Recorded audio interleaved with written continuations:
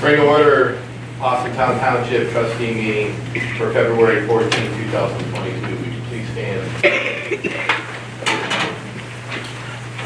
I pledge allegiance to the flag of the United States of America and to the republic for which it stands, one nation, under God, indivisible, with liberty and justice for all. Mr. Beaver? Here. Mr. Kent? Here. Mr. Santo? Here. A quick introduction. Jim Henshaw, our Senior Director. Todd Schaefer is our Park Supervisor. Chief Andy Frost is our Fire Chief. Paul Cavalier is our Police Chief. Aaron Cavelli is our Zoning Inspector. Mike Dockery, who is here. He is our Road Superintendent / Administrator. Laura Wolf is our Fiscal Officer. To my right, Monica Devers, Trustee. To my left, Robert Sanchez, Trustee, and I'm Steve Kent, Trustee. Motion to approve the minutes of the regular meeting of January 24th, 2022. So moved. Mr. Kent? Yes. Mr. Santo? Yes. Mrs. Beaver? Yes. All right, we got an add-on real quick. Just bring Gina DeGenova from the Prosecutor's Office, from Mahoney County Prosecutor's Office. Thank you. Good evening, everybody. Thanks so much for letting me speak to you today. As Trustee Kent said, my name is Gina DeGenova. I've been with the Prosecutor's Office for 16 years. I primarily work in the Civil Division, and I was recently promoted, so I am Chief Assistant now. I know we have 2 new trustees, so we wanted to come here to Full House tonight and welcome you to your positions, and also let you know we're your lawyers. We have a full-service law firm in Mahoney County, the Prosecutor's Office. Our Civil Division will provide advice and counsel to you, which we have. We represent every facet of your government. Your primary contacts are Karen Gaglione and Dawn Durkin. Some of your, I guess, more, I don't want to say older, but we've been dealing with this office for a very long time, and we are happy to assist you with any issues that you have. I did want to just talk a little bit about our office because we've had some restructuring, and we've also introduced some new programming. So we do have a very wide, full-service website now. We have all of our programs are on there. We have a quarterly newsletter that we now put out, and we do have a township corner. So if you have any township news that's noteworthy, please call our office, and we'd love to feature that in our newsletter. We have a speakers bureau that we offer speakers free of charge. If you have community groups or church groups, schools in need of speakers, we offer any one of our assistant prosecutors, and we can speak on any topic that you would need. We have township training. I think you 3 are all signed up to be at our training on Thursday. We're going to have some really good issues that we're going to be talking about. We also just put out today an annual report, which is on our social media sites, and it's our report card. So we're trying to be much more transparent, and as transparent as we can be. It talks about everything that we did last year. It talks about criminal cases, civil division programs, reports on any division. We'll give you each a copy of this on Thursday, but I did want to talk a little bit about it. And then just briefly too, I saw some of these brochures kind of being passed out. This year we sponsored, along with the Mahoney County Sheriff's Office and the Board of County Commissioners, the Mahoney County Special Needs Registry. And it is a program that actually one of your 911 workers, Steve Sin, helped me with as well, where we have developed an online portal and a written application for caregivers of those who have special needs or developmental disabilities to essentially register them on our 911 system. And so that's why collaboration was key with the Sheriff's Office, because they operate and are responsible for oversight of the 911 system. So this information that we asked for, it's provides for the name, personal information, personal identifiers, the type of condition that this individual may have, triggers, any sort of information that can help our law enforcement and first responders properly address them if and when they would ever come in contact. If you have a loved one with dementia that gets lost, you hear it all the time. My dad has dementia, he's in his car, we can't find him. So our program's unique because once this information is filled out and provided, it is inputted right into the 911 system so that when a call for service comes in, the 911 dispatchers have all been trained and they get an audible alert with a PDF document that's attached to that, and they can access all of this information about individuals in the registry. Right now, we have about 60 individuals who've registered. We have any questions that you have, you can request a written application from our office. It's available on our website. And, we're excited about it, and it's a use-activated program. So, the more people use it, the more information we're going to have and are able to provide the assistance. And one other thing that's really nice too, because it's a 911, even if you don't have an event that is directly related to someone with a disorder, cognitive disability, but that person is called to their home, you're able to have that information. 911, when they dispatch, has that information. So maybe there's someone who has crisis intervention training that can be dispatched there, or if it's somebody with Alzheimer's or dementia, which to the naked eye may not alert you to any condition, but if you encounter that person, he or she may be combative. It just equips first responders and law enforcement with information that could help them evaluate the situation as quickly and as expeditiously as they can. We're here for you guys, whatever you need. As I said, Karen Gaglio, Don Durkin are your contacts, and we look forward to seeing you on Thursday at the training. And if you have any questions, let me know, but thank you very much for letting me talk to you today. Thank you. Oh, no problem. No problem.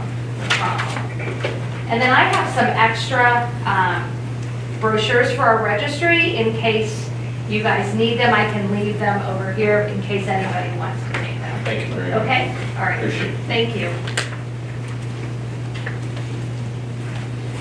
Thanks, Beck. Administrator report. If you move down to 7A there, the motion for engineering services, I just wanted to briefly explain the project we're looking at and the reason for the engineering services. This is a 36-inch pipe that runs from the half-stack on Wincliffe back between houses. And then it ends, it outlets at a small hill between these two homes. What is going to make this a lot more expensive than it would look like necessarily on paper is that it's deep. There's not much room between the houses. They're probably going to have to access doing some of the project by going around and into the backyards and then coming back towards the front yards again to access the outlet. So for that reason, this is not something that we could do ourselves.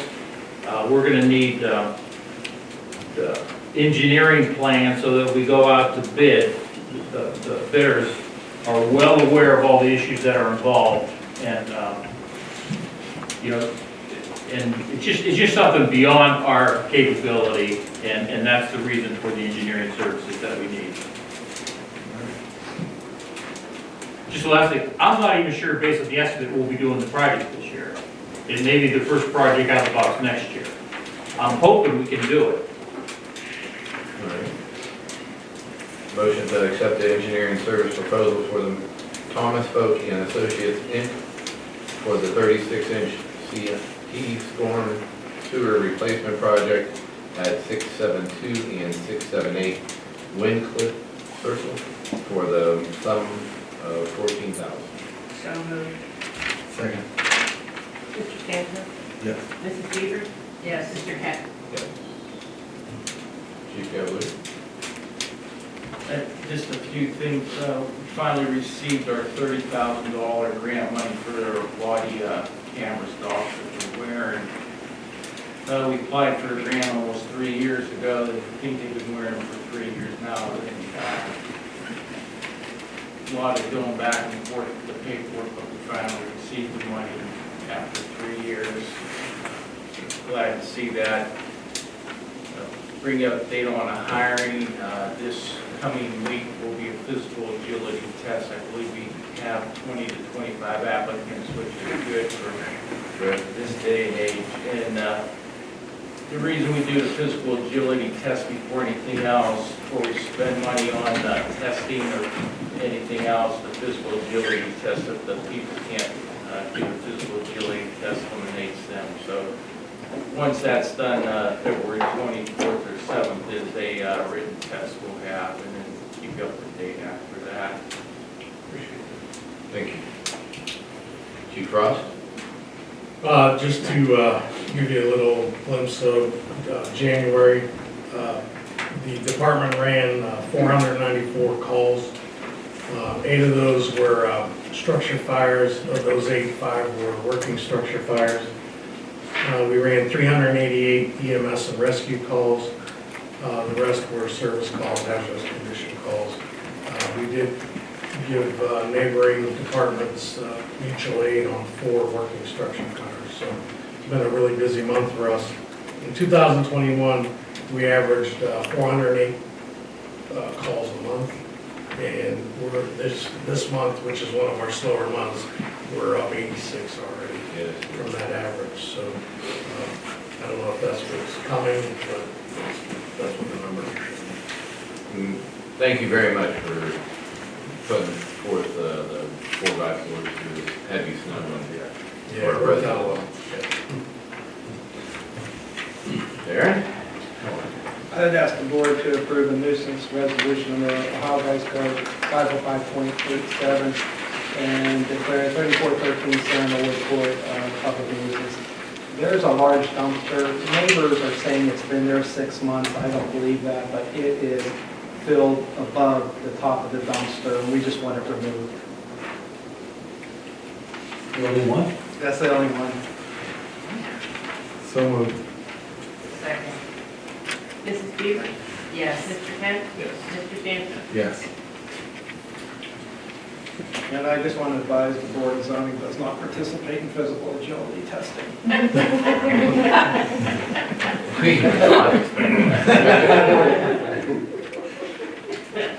We'd have Chief Frost and his crew over there waiting on you. Imagine all of our shop. Go ahead. I actually don't have anything this month. The last 3-4 weeks been pretty quiet except for snow removal. Great job on that. Anything on the market? How did it do? It was all right. Again, I think we need to do a little bit more promotion. Let people know that once a month markets are out there. And Shannon and I are working on that, so we'll get it promoted a little more and get more people out there. We've got a decent turnout. Good. Mr. Henshaw? A couple of things. One is, I'd really like to thank the Parks Department. So we talked about snow removal. I usually get there a little after 7 in the morning, and they're always out there plowing our lot when I get there. So our lot is always very nice. Even with a lot of snow they don't know what to do with, but our lot is absolutely phenomenal. Thanks to the Parks Department guys who come over there every morning and check it out. We've been looking at our Facebook. We have a Facebook page, or people address our Facebook. And just in the month of January, our people, the number of people coming into the Facebook went up 623%. The visits went up 196%. New Facebook likes went up 2,900%. And we've sort of become international. We have now visitors from Austria, Afghanistan, India, Pakistan, Australia, and Canada. So we're now the Austintown International Austintown Senior Center. So we're really happy with that because the word gets out, more and more people come, and we have been getting a lot of members. Linda will attest to the fact that we've been having a lot of new members coming in, mainly through Facebook, word of mouth, and probably from the TV that we do here. Right. The other thing is, I would like to, I know Jessica mentioned this last week when she was here. My windshield wipers broke, I couldn't drive a truck in that kind of weather. This is the cushions that the sewing department or sewing people at the senior center make for the Joni Avenue Senior Center, Cancer Center. And they have made literally thousands, literally up to at least 1,000 of these already. And the demand is absolutely unbelievable for them. And so we are always looking for more material, people to donate fiberfill, and Monica's donated fiberfill for it. And people to help stuff them. The sewers make the outside, and we need people to stuff them. Good Boy Scout project. The Austintown Junior Women League is coming in later this week. They're going to stuff a bunch of them. So, but it serves a real good purpose. And what they do is they put them under the arm after they've had a vasectomy. And it cushions them so that they don't have as much pain. And if you're traveling, they're pretty good for that too. And they're also working on making seatbelt cushions for mastectomy patients as well. We haven't started making them yet. They're trying to find a good pattern to work from, but they do a phenomenal job. And the outreach has been more than we expected. Awesome. Thank you. Ms. Galas. I just have my reports. Motion to accept the January report submitted to the board for review, the fund status, revenue status, and appropriation status. So moved. Second. Mr. Kent? Yes. Mr. Stanton? Yes. Mrs. Peters? Yes. Alright. New business. Ohio Liquor Control Division, whether to request a hearing of notice of legislative authority to approve the transfer submit from J.J. Stefan LLC DBA Falcon Grill, 39 North Canfield Road, Canfield Niles Road, Austintown Township, Youngstown, Ohio 44515. Permit number 4174955, permit class D5 to BK RE Investment LLC, 39 North Canfield Niles Road, Austintown Township, Youngstown, Ohio 44515. Permit number 0351175, permit class D5. Chief? And just, the Falcon Grill is right at the corner here, they're just transferring the liquor license to the new owner, I think it's Green Grill, Korea Restaurant. So I have no objection. So moved. Second. Mrs. Peters? Yes. Mr. Kent? Yes. Mr. Stanton? Yes. Alright. At this point of the meeting, we have like to have public response. If you'd like to come up on camera, you can do it now. Come up, state your name, your address, and you can address us three. Anybody on camera? Anybody off camera that would like to come up and address the trustees?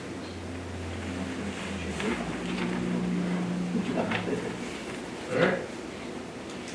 Remarks from the board. Monica?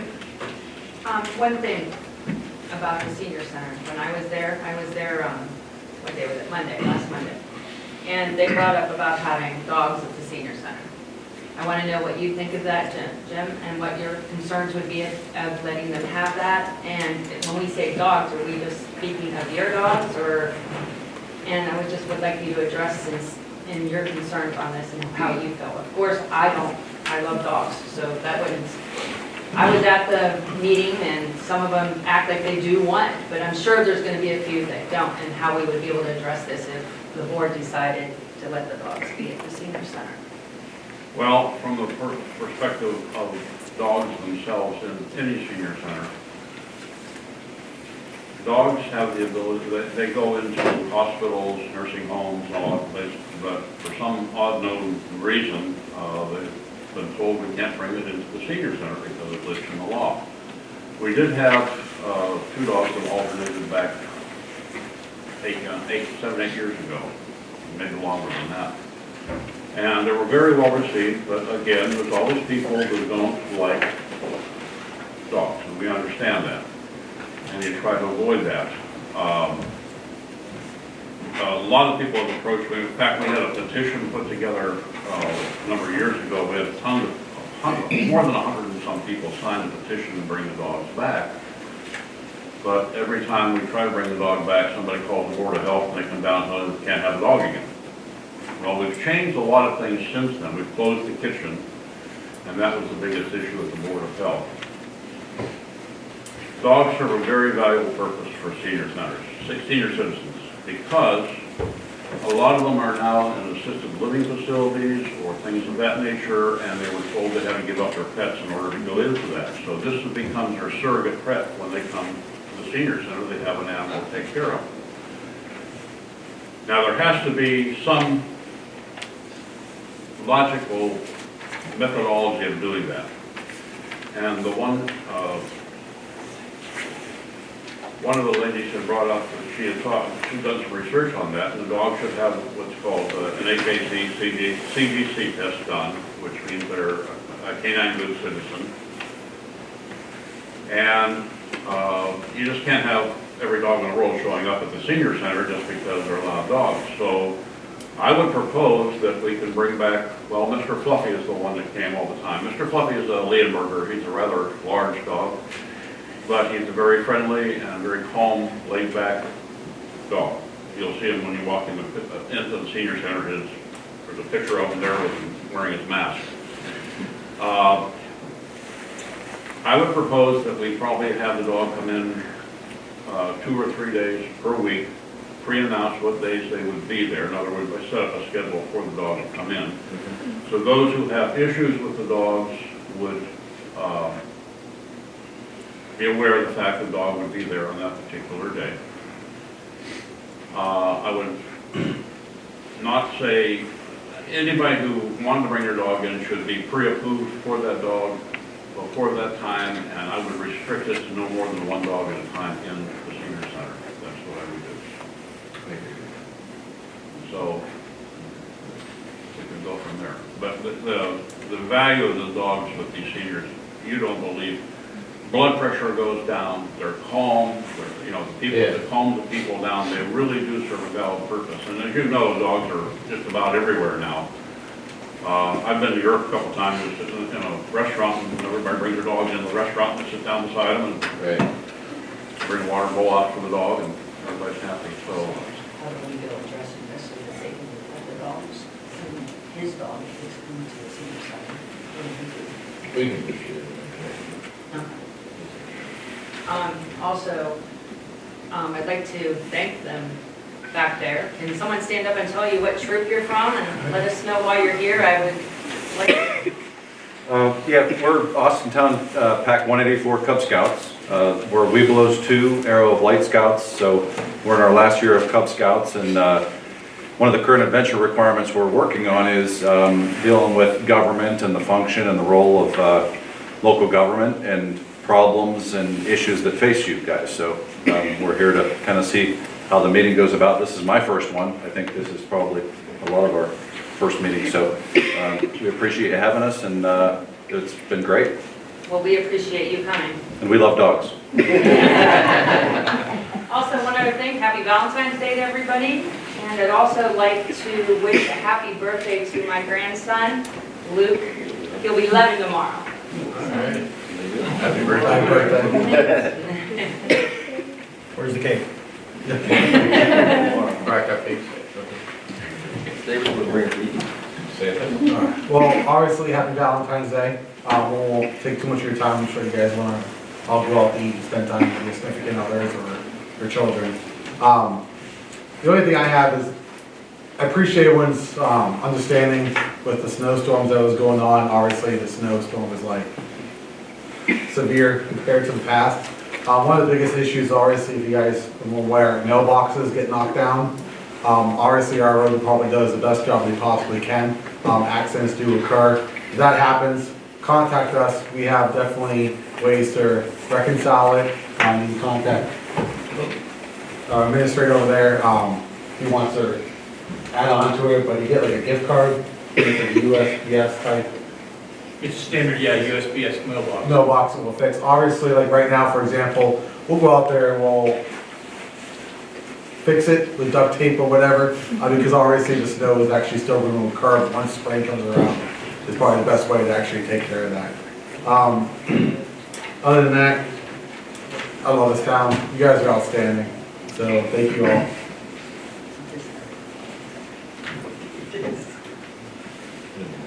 I keep talking to him. I love dogs too. I got 2 of them. And they are awesome. They really are. I mean, it's outstanding. Yeah, 26. I figured I knew that. I was like, all right, thanks, Robert. On that snow removal, I want to thank our residents for making sure that we clear the cars out, following our restrictions. I know it's hard for some people to understand, but it's only the benefits for the community. For our guys to make sure they get a clean pass and no damage occurs to your vehicles. And again, thank you for the road department.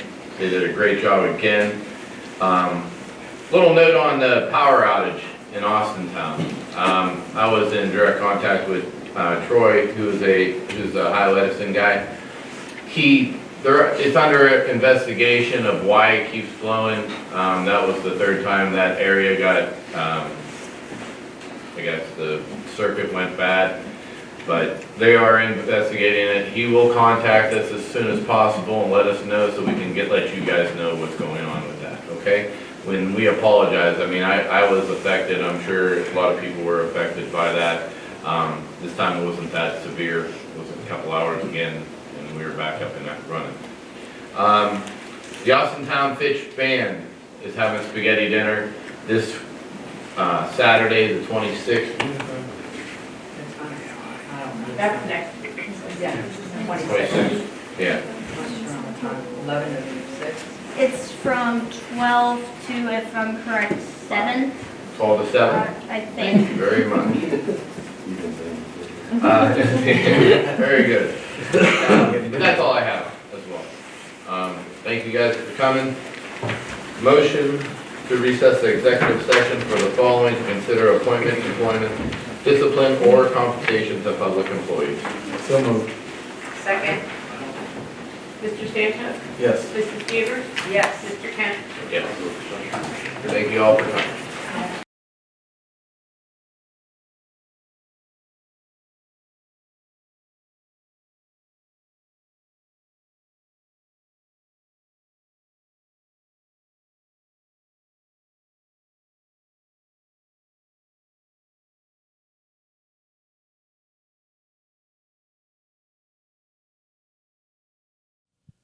In association with Austintown Local Schools and Austintown Township.